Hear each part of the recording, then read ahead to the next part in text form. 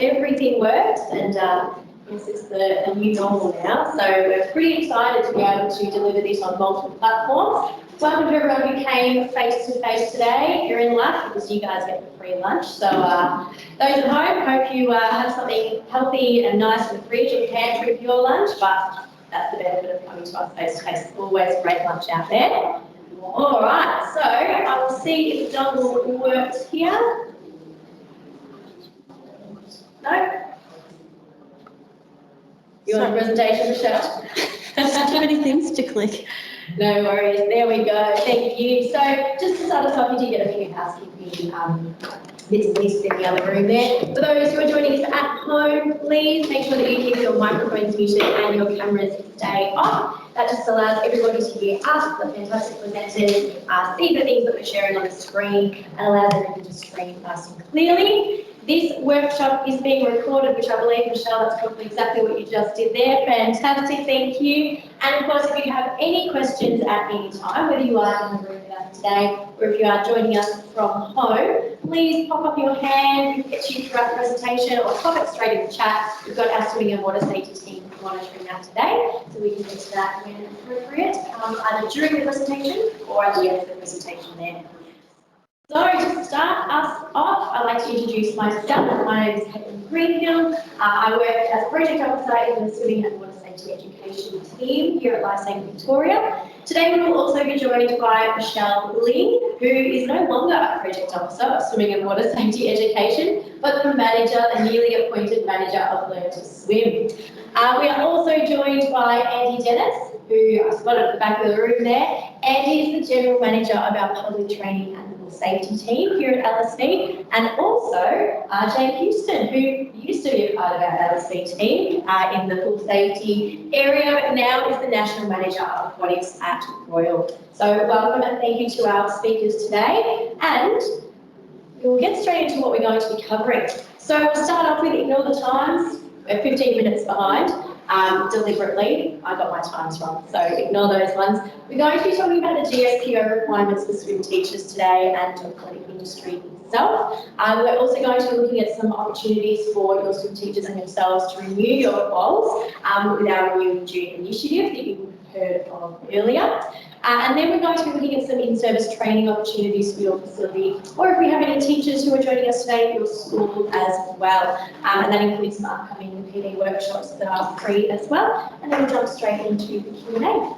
So I would like to now hand it over to RJ, who is going to talk all about the GSPO and the requirements for your swim schools and your swim teachers. Thanks, RJ.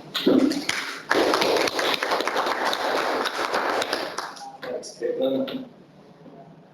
So today, not too far into the detail of what's required for swim teachers and swim schools. I'll talk a little bit about the guidelines, how they came about, and some of the sort of broad overviews of the guidelines.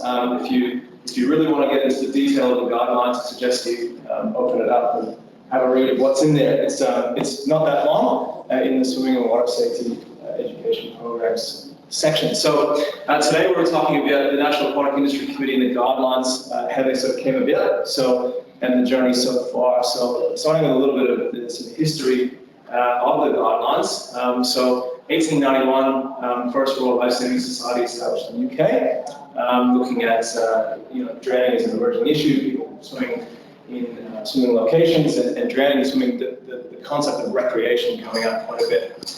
1894, the first Australian Royal Lifesaving Society branch. 1904, lifesaving activities were established in Victoria. 1924, a dual system of lifesaving, surf lifesaving, Australia Royal Lifesaving, one for coastal, one for inland waterways. Post-World War II, bronze medallion established in schools. 1953, the Australian Lifesaving Manual. 1959, what is now Royal Lifesaving Australia was formed. 1982, Swim and Survive, which is the swim lessons sort of curriculum structure. 1990, pool lifeguard course, and 1991, first GSPO. So 30 years ago, the first GSPO. So I'm trying to sort of show that there was this sort of progression of more and more swimming and water safety type initiatives and formation of bodies that start to look at these types of issues that are community issues and affect the whole of society. Then in 2015, the National Aquatic Industry was formed, so we'll talk a little bit about that as well.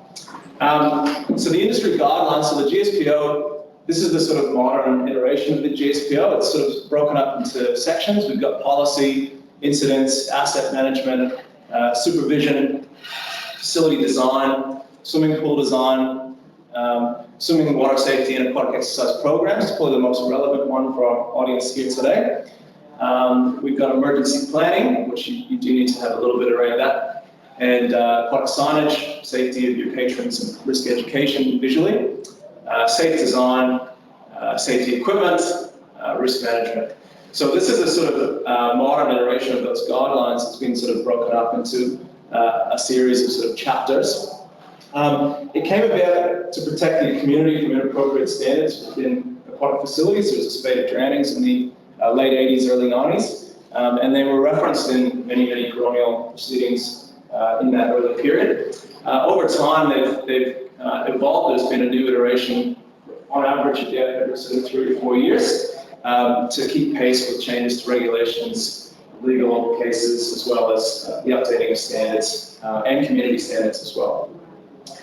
So what it is now is it's a recognized national industry standard that describes and makes recommendations as the appropriate minimum standards of safety that should be attached to the design, operations, ownership, and management of aquatic facilities. It sort of forms what we would call the standard of care that is owed when you have a duty of care to your patrons and to your staff. So although we published that document, with the formation of the NAIC in 2015, Royal Life Saving publishes the document and hosts the document. However, the document content reflects the collective opinion of the aquatics industry. And you'll see when we go through the membership of the National Aquatic Industry Committee, who is on that committee and why they are a part of that committee. So, for a bit of context for your guys' section, it was released 2017.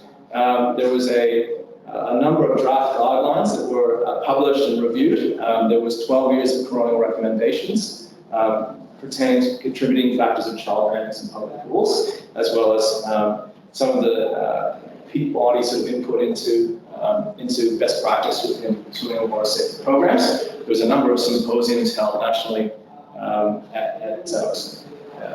up in Sydney, actually, and they were gathered around the types of programs that you should have, how you should manage your spaces, and the types of content you should have in your programs. So this is the National Aquatic Industry Committee of today. So they actually meet this afternoon. They met a couple of weeks ago. So the role is to develop, review, and authorize the guidelines for safe pool operations, facilitate discussion and advocacy, future direction, and support to the aquatic industry nationally.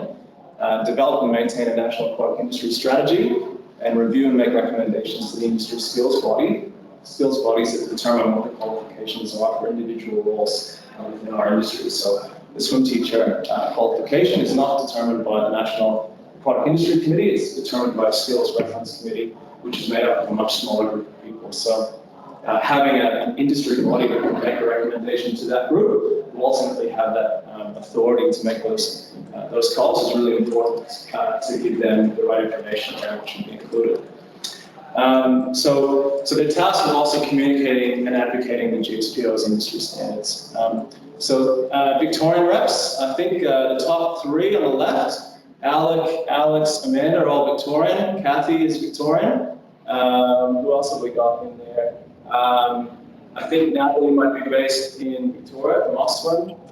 I'm based in Victoria, but technically not a rep as such. And Trent is based in Victoria as well, and Wayne. So it's pretty stacked on the Victorian side. So those are some of the people that you can talk to about the GSPO and what you'd like to be included. Yeah, I was going to say if it runs out, yeah.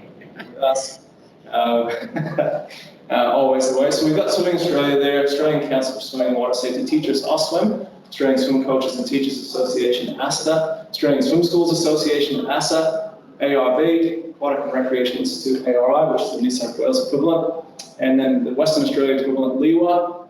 We've got the Swimming Pool and Spa Association, SPASA. We've got the City of Greater Geelong, Victoria, City of Norwood, South Australia, Moreton Bay Regional Council up in Queensland, they manage about 20 pools up that way. Sunshine Coast about 30. Lion Leisure, Bluefit, Belgravia Leisure, Viva Leisure, YMCA of New South Wales, YMCA of Victoria, Lifesaving Victoria, Royal Lifesaving Queensland, Royal Lifesaving New South Wales, and Royal Lifesaving Northern Territory. So that's the makeup. It's intended to be a targeted stakeholder model. It's not we're not trying to include absolutely everyone, but we are trying to ensure that we have adequate representation from different stakeholder groups. And if you're managing a swim school, or you're managing a swim school within a larger sort of facility, is that through the membership that you have with certain associations, or through the affiliation that you have as a training provider, or as a safety consultant, so on and so forth, that you'll be able to relay to them what your interests are, what your needs are, as well as your sort of operational challenges that need to be addressed, and then they will obviously hopefully communicate back with you in that sort of two-way dialogue. So the main one as well for you guys in this space is National Swimming Water Safety Framework. I believe Kate has spoken about this before on this series a couple of times. But the key one is if your swim lesson curriculum aligns with the framework, you get a GST exemption. So to qualify for the GST exemption for swimming water safety education programs, you need to align with that framework. So that's a really key sort of margin increase for you guys as swim school operators. The other one is having a look at the supervision requirements, and it's sort of split over the two sections between swimming and water safety programs and the aquatic supervision section. So there's other sort of better place than me to describe exactly what you need to do, but you need to have a think about how you're supervising if you don't have lifeguards in your swim school. We've looked at risk, tenure analysis of drowning, National Aquatic Industry Workforce Profile and Report, two studies. So we know that swim teachers earn on average $30,000 a year. We know that the workforce is 73% female, et cetera, So it's well worth some of those challenges we were talking about in the other room, understanding the profile of the industry and how you market to your community to reflect the whole community. And then there's actually been 3 studies in benchmarking swimming and water safety abilities, and then the economic benefits of public pool study. So that's probably it from me. I think the key summary for the swimming water safety changes is that you guys, there was some standardization of swim teacher licenses. So there was, within the industry, there was several schemes. There was 4 years, 3 years, 2 years. That was the desire of the committee at the time, sort of 2017, was to standardize that. And the other one was to include statements and attainments that reflect what the actual Australian Skills Qualification Framework and the Skills Reference Committee recommendations were. So the GSPO merely adopts external frameworks to ensure that you guys have the appropriately qualified staff within your facilities. Okay.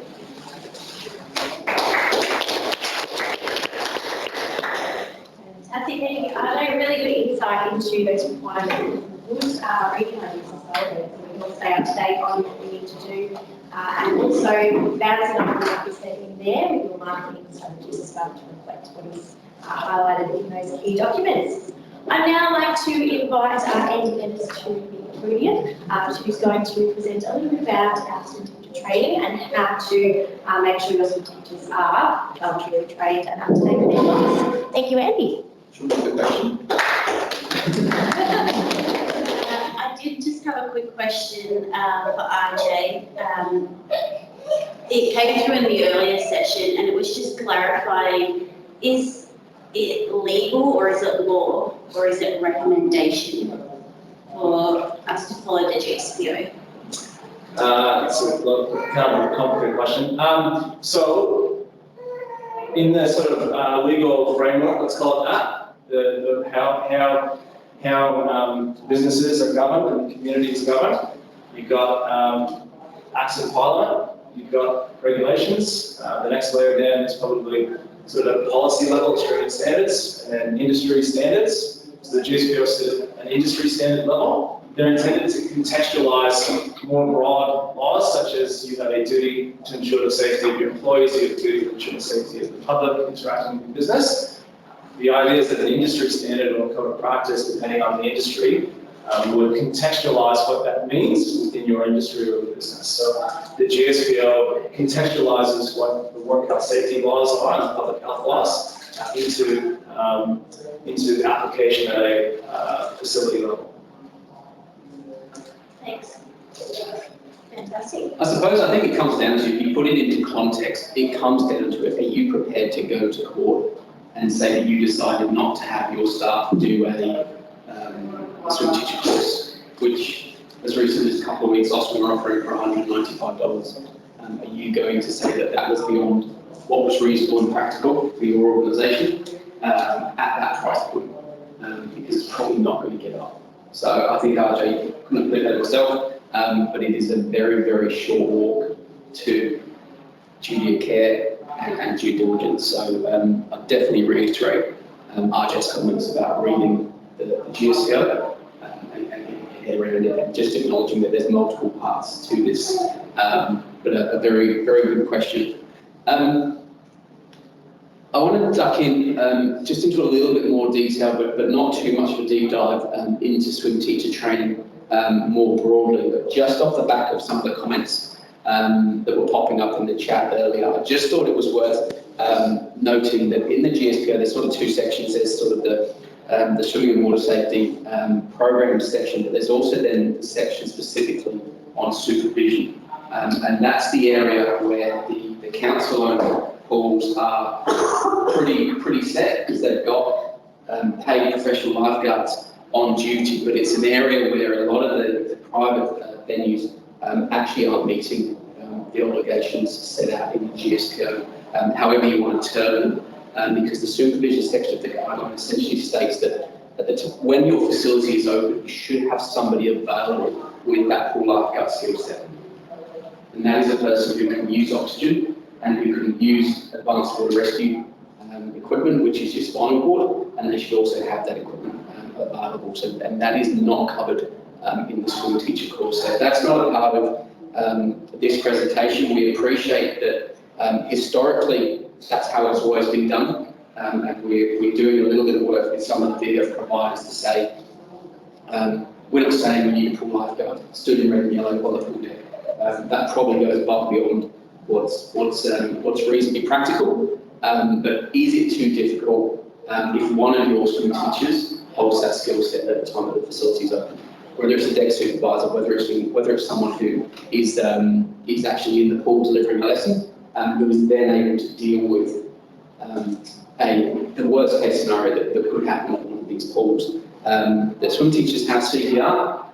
That's probably from a statistical perspective the second most likely very, very bad event that would happen, but statistically it's actually a diving related incident, which is probably going to happen, and it's going to be one of those sort of catastrophic events. And at the moment in the swim teacher award, you actually don't have technically the skills to deal with those spinal management incidents, and there's been, unfortunately, we sort of have a case every couple of years. So they are very isolated. We know that the venues are very, very safe statistically, but we do have an obligation, we do have a duty of care to continue to look at what else we can do as an industry. And I think hopefully that really is what the national group will continue to look at. But just wanted to touch on that one before we dive into swim teachers in a little bit more detail. We'll start at the supervisor level, so whoever is actually responsible for those programs, not the delivery of those programs, but sort of sitting above that level. Again, you'll all have different terms for what they may be called, but there are, the GSPO sort of specifies the qualifications, the units of competency that you need to have in order to do that. And the difference really is that provide first aid. Well, that's the key difference between this and sort of a normal swim teacher qualification. You can't just have your swimming teachers holding that CPR. There is sort of the next level of first aid. And again, we're not talking about sort of changing the world. We're talking about that basic first aid course so that you can deal with, hopefully not a spinal, but the slips, the trips, the cuts, the bleeds, the sorts of things that we know do happen, and make sure that you have a piece of paper that demonstrates that you've got the skills to deal with those sorts of matters until the ambulance come across and take over if necessary. So there is, as well as the actual supervision of the pool, which is that pool lifeguard qualification, there are specific requirements for the person who has overall responsibility for the programs. Jumping into the swim teacher themselves, it's probably not a surprise to anybody here that there's the need for a current CPR qualification that you update every year.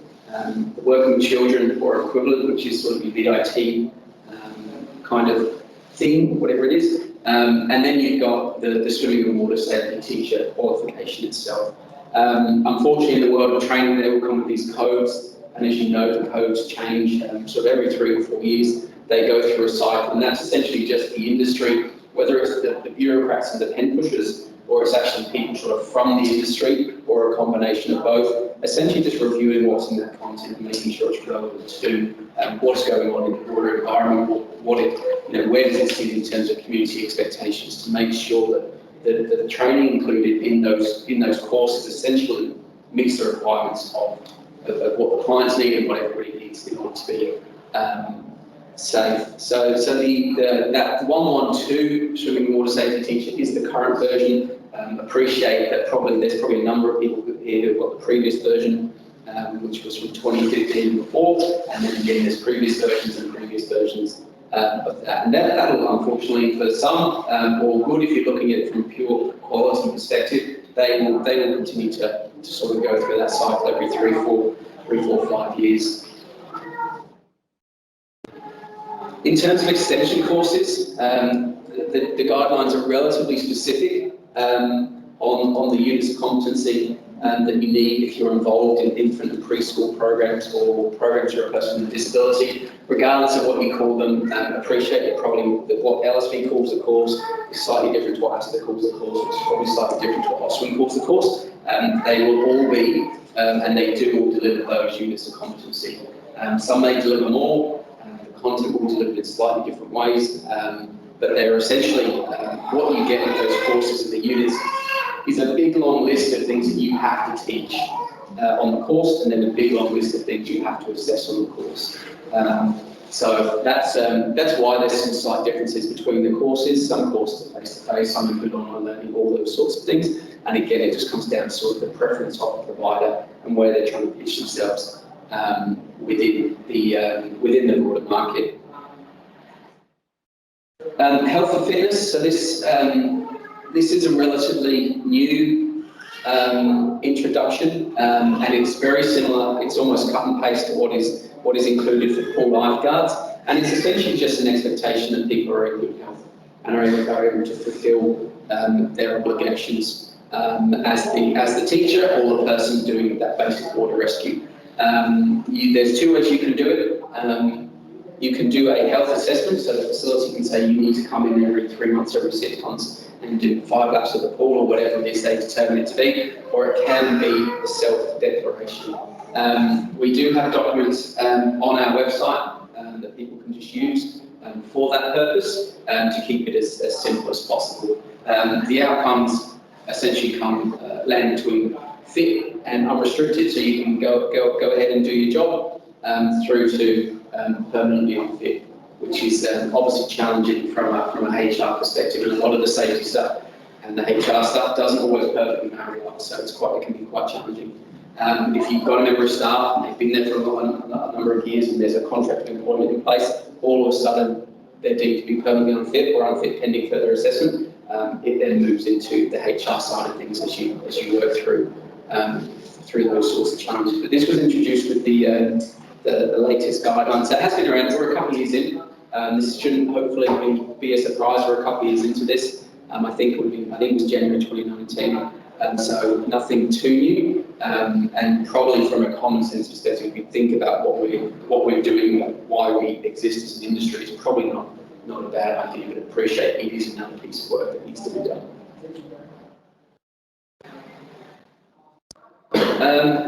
Licensing. So I think there was a 4-year license and a 3-year license. Essentially, Victoria's or LSB's entered the market relatively recently in this space. I think for the GSPO to incorporate some of the standardised requirements of what a license should have is a really good thing, and it aligns quite nicely to the National Swimming and Water Safety framework. And what it essentially does is stop, like LSV coming in and giving you a 10-year license. Is that going to end up with best practice, or is that just us making it really easy and hopefully trying to make more money than the other person? So I think the introduction of these provisions was a pretty good thing for the few people that might have been looking for the easiest, quickest, cheapest way.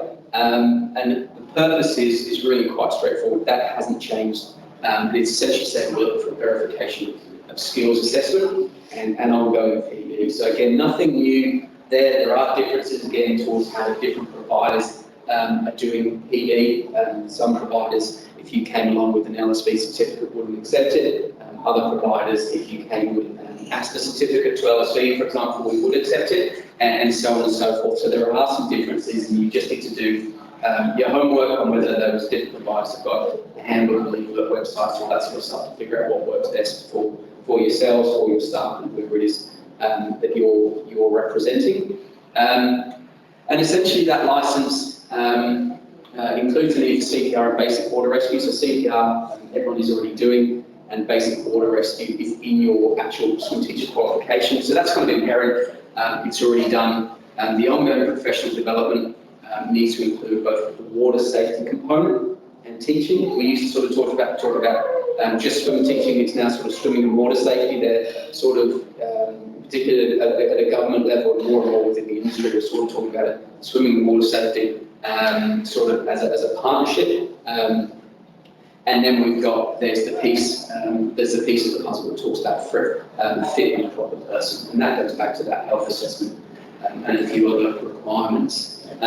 So the three agencies essentially that are doing most of the licensing, which is Offswim, ASTA, and LSB, they're obliged to meet all of those requirements. There is a longer list that we won't go through. It's all set out in the GSPO, and again, there probably will be surprises there. But there's a few. It should be good for the industry. There's a few different options for people to go for, and obviously competition in theory should be good for the industry in terms of pushing prices down and so on and so forth.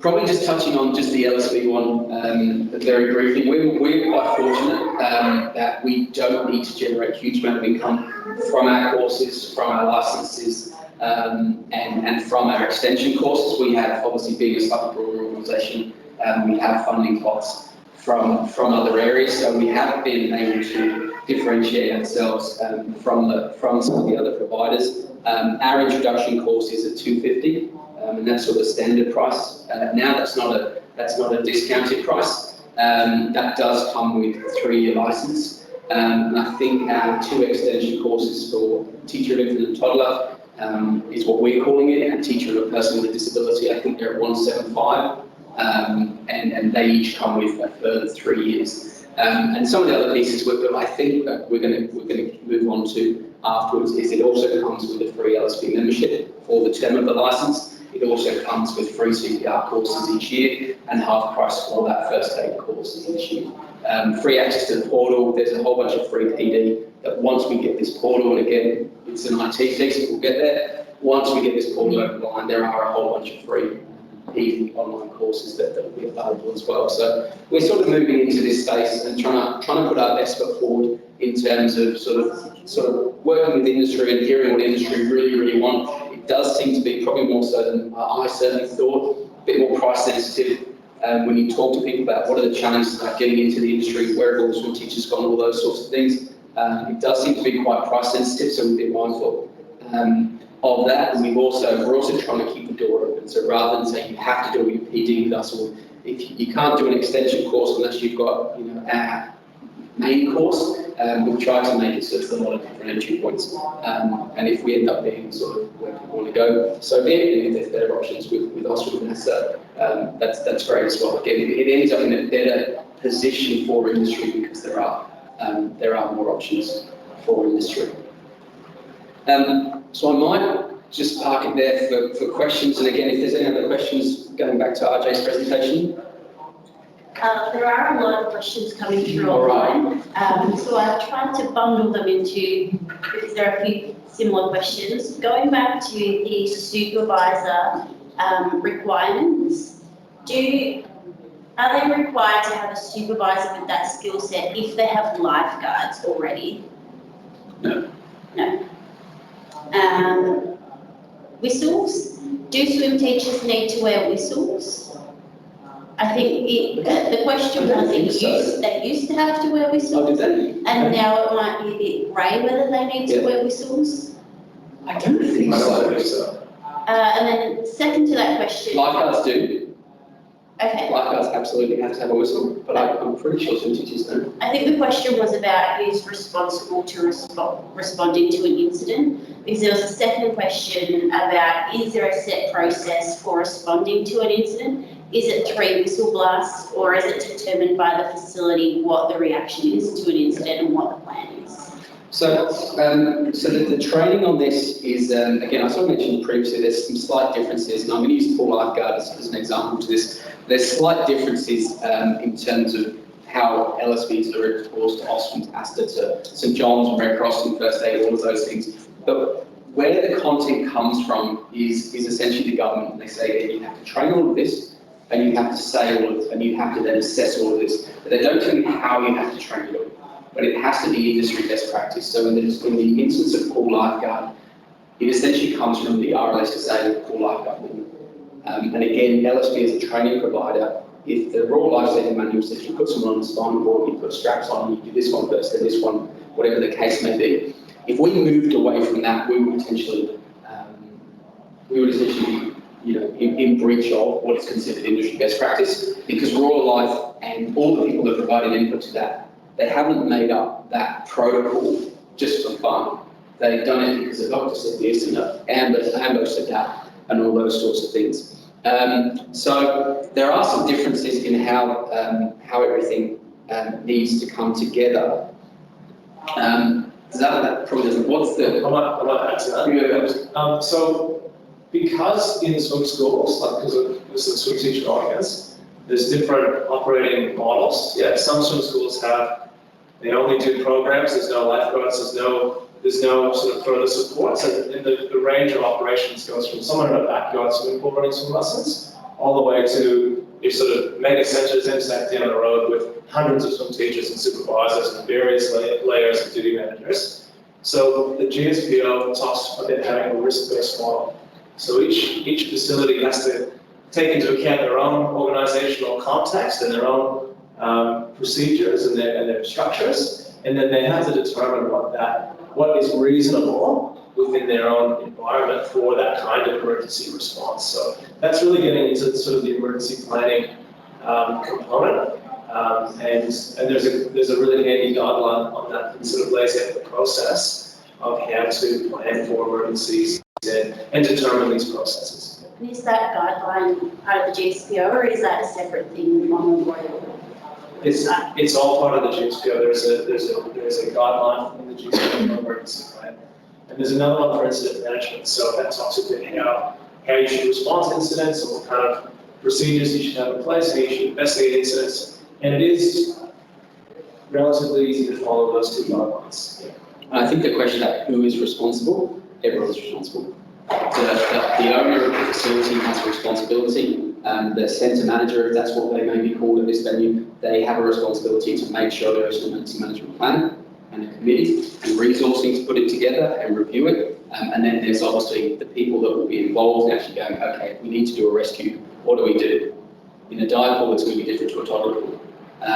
With an adult patient, it's going to be different to a child patient. The same way that CPR, there are different techniques for doing CPR on an adult and a child and an infant, but they're not coming from industry, they're coming from Australian Resuscitation Council. So it's about knowing that there is specialist guidance that exists, be it from the Australian Resuscitation Council, be it from Raw Life, be it from wherever the case may be, and the obligation is to contextualise it to your facility. You can't just turn around and go, there's no emergency management plan, I think this person is in charge.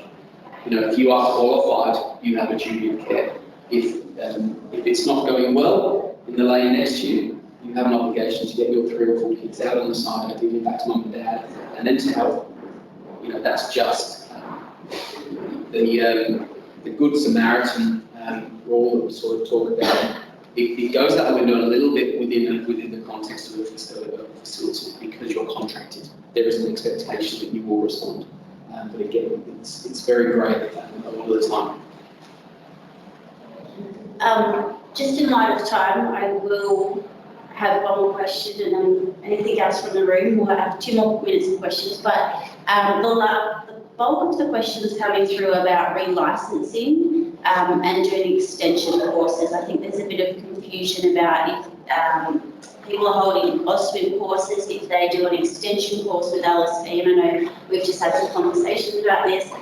Whether there's onboarding hours, whether they can renew their license with LSP without, if they did their base qualification with, say, OSWIM Australia, and I think that covers the bulk of the questions. Yeah. If you have a current license with one of the other providers, and you do deem that you want to come across to LSP, and again, I'd suggest have a look at all of the different sort of terms and conditions and options that do exist, and you come and do an extension course with us. If you have the current swimming and water safety teacher or previous version of the swimming and water safety teacher, and you have a license and you work with children to check your CPR, yes, you can go straight onto an LSP extension course, and yes, you will get a 3-year license with that. It's different for the other providers. I don't want to get into that because I don't want to say anything wrong and get myself into it's too much trouble. So no, if you already are a licensed teacher and you come across and you have the necessary prereqs, we're not asking anybody to do onboarding. The concept of onboarding in its very, very basic, most raw purpose is to take a person who has never done this before and make sure they're delivering some lessons for someone who has done it before, so that they're up to speed before someone like me, the 4-year-old, starts paying how many dollars an hour it is for my child to learn to swim.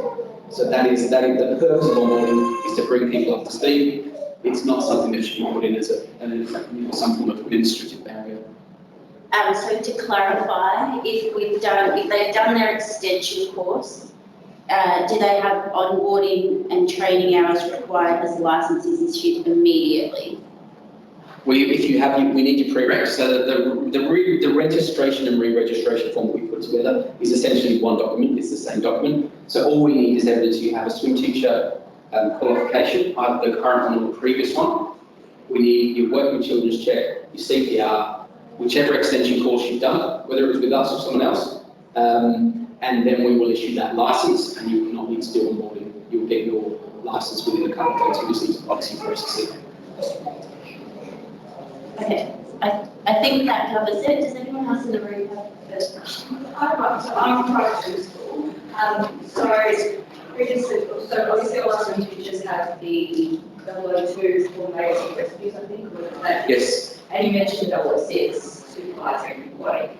So my guys will need to do their full lifeguard. So I said that I'm due for my full lifeguard. I'm going to have to train a little bit to do my swims. Some of my teachers are not as fit as lifeguards, but I would say they're fit enough to be swim teachers. Have you guys thought of a hybrid, like providing a swim teacher course which also has that 006 in it?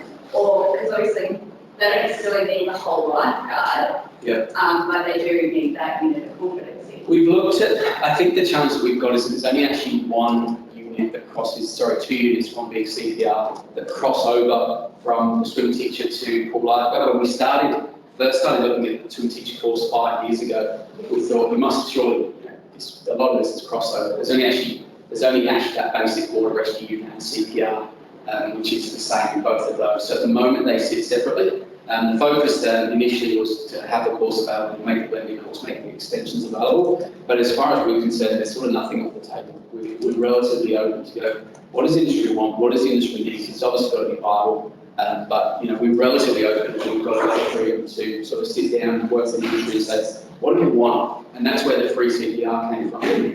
And that's where the half-price first aid courses came from. It's like, we kind of got to have it, or someone's got to have it. So we deliver these courses every single day of the year, and they're not at full, so we don't need to make $50 every CPR course for every single person. So we're in a fortunate position that it works for us more broadly. but nothing's completely off the table as far as we're concerned. Yeah, just, I know Victoria and that's allowed to do all the jumps and swim schools and everything like that, and it's not just myself in that No, position. it's not. But previously the bronze or that football basic rescues covered us, but Yeah. obviously the changes within the training packages made a big difference. Yes. And it will change again, and we'll have to figure out how it fits together or doesn't again. Yeah. Yeah.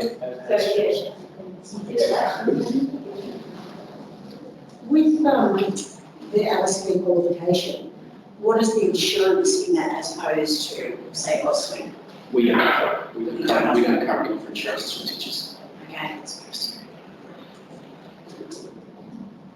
Thanks. I think following up with the question before I listened to, so you completed an infant course, is there hours you need to do in the pool before you are signed off? And the second part to that, I'm assuming the swim teacher course, that there are hours you need to do when you signed off. Yes. Who signs that off and what is the process? Oh, okay, yes, I've had that LSP course, I have no idea. Yeah. So we've got a single handbook. Everything's in there. It is not the case that you need to have an LSP supervisor in place. It talks about somebody who's been involved for this many years or has trained for this many hours. So it's relatively, for most places, there may be some very small venues who don't have a lot of people to choose from. For most places, you will have, hopefully, people who are ready to do that for you. And the same process for infants, disability, swim teacher, you've got to do hours and We don't have hours for the extension courses. Okay. And Michelle, I think it's just probably a link in the chat with the swim teacher manual that Andy was referencing. So. Yes, I have. That's it. Thanks, Andy. Thank you. Thank you very much.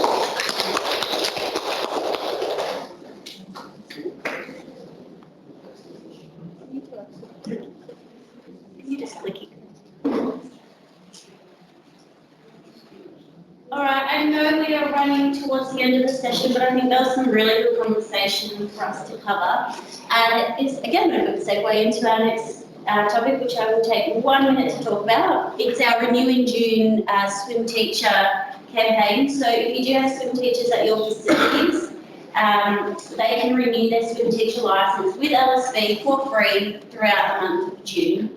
So they might have 2 years left of their license, they might have 1 year, doesn't matter, they can renew for free.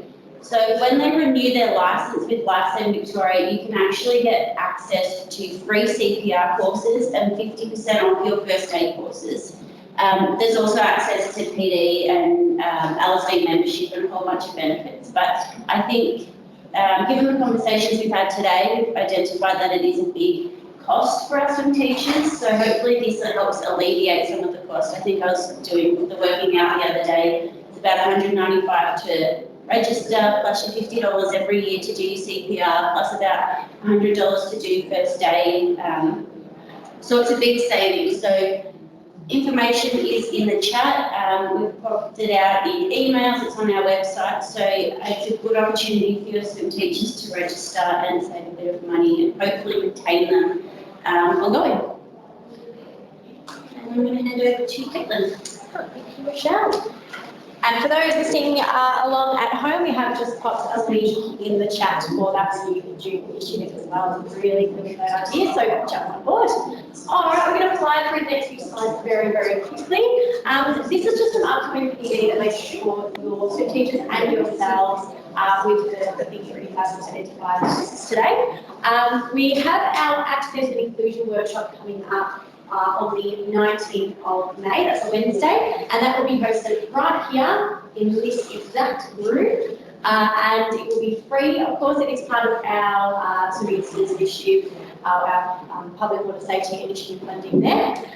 We will be discussing, it is a think tank, so it is for you guys to come along, share your challenges, share your solutions, brainstorm some different ideas of how we can further support you guys with students you teach who may have a disability.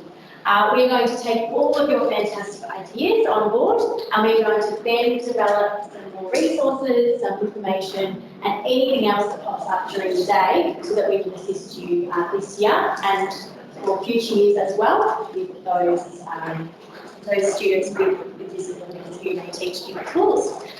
You can also access many of our previous webinars and workshops through some recordings from the Swimming and Water Safety Toolkit. Michelle will pop a link to that toolkit in the chat. It's very easy to access either way, www.lsb.com.au/toolkit, nice and easy. And you'll find a page that has previous recordings of our previous workshops there. Some of the topics include our Big Water Safety Certificate, the Victorian curriculum requirements for swimming and water safety education, how to engage quals students in your programs, and we've also got one called HackVest. Now that's looking at technology and how you can use technology to teach swimming and water safety education. So a few different topics there. I'd also like to touch on our accredited training course that we hosted for specialist school teachers last Thursday and Friday. So this was to enable teachers who work in specialist and STS schools to gain their training to be able to teach swimming and water safety to their students. It was the very first course run for our Teacher of People with a Disability course, so that was a really exciting opportunity for us, and it went fantastically. So it will be great. We will also be working with teachers in this area for the remainder of this year, and of course onwards as well, but it is a big focus for us this year. So any teachers listening, we are also going to be offering a second course in term 3 this year with the same qualifications there. All right, Q&A. We've got one question over here, I believe. Not a question, just a point.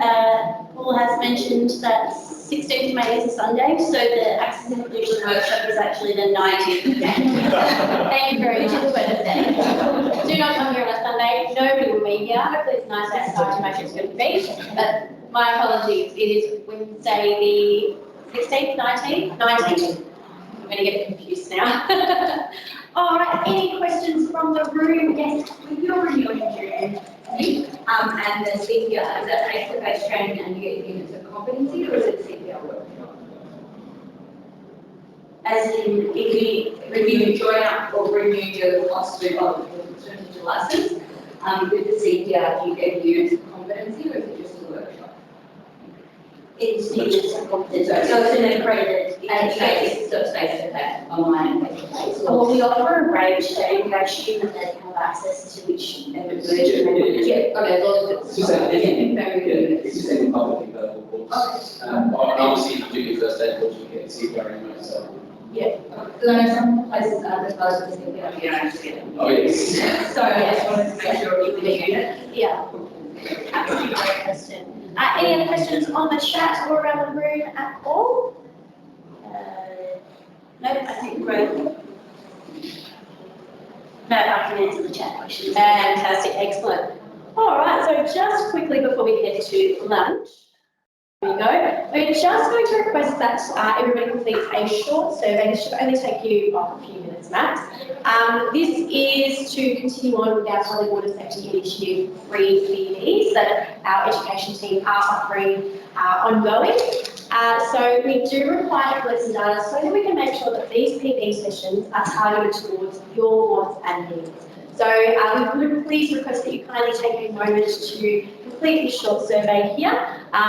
I'm not sure if that QR code works on screen, but give it a go. If not, you can jump straight onto www.slido.com and type in the code there. Please include the hashtag. Hashtag is very important, and all capitals with that code there. Michelle will put a link in the chat to that Slido and with the code as well. I'm putting you on the spot here. We didn't plan for that one. So if you could please complete that survey during lunch or at the moment, whenever it suits you. I'll keep that slide up for a moment. Actually, I might come back to that slide. Importantly, the next one. So our next AFAR session is likely to be in this format, so blended. So we will have the face-to-face and the online option as well. It is on Tuesday, the 10th of August. Unless the 10th is a Saturday, then completely ignore my date there on the slide. And also we will have further information coming out about the renewed student initiative. So make sure you stay on top of your emails and check out our website as well for further updates.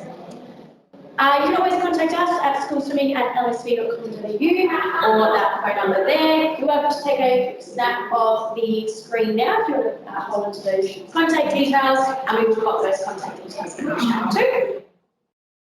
Now, lucky everybody. We are running 9 minutes behind, that's okay. Then we'll get plenty of lunch for everyone, don't you worry.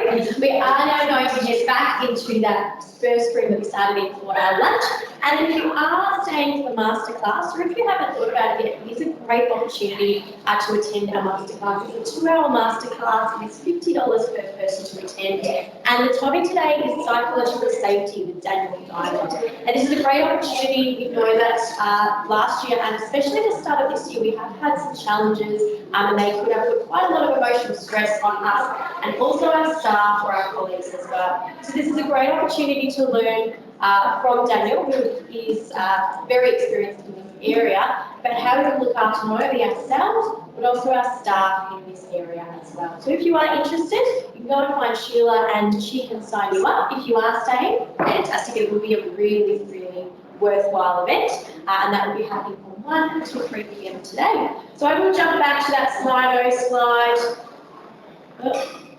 Go there, we will pick that up on the screen so we can walk past and jump there when we were able to do so. But on behalf of all of us who are presented today and on behalf of LSC, we thank you very much for coming along. Thank you to everyone joining from either your workplace or your home. We do appreciate you jumping on board as well. And we will see you next time for our next August AFAR. And also feel free to come along to any further about PBs. We do have... So that isn't actually coming up. I'm not sure if it doesn't need to be.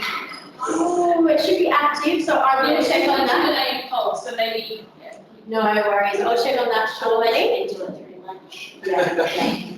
We'll get that sorted. All right, so thank you very much, everyone. We will be moving into the other room for lunch. Thank you to everyone joining us from home. To see you next time.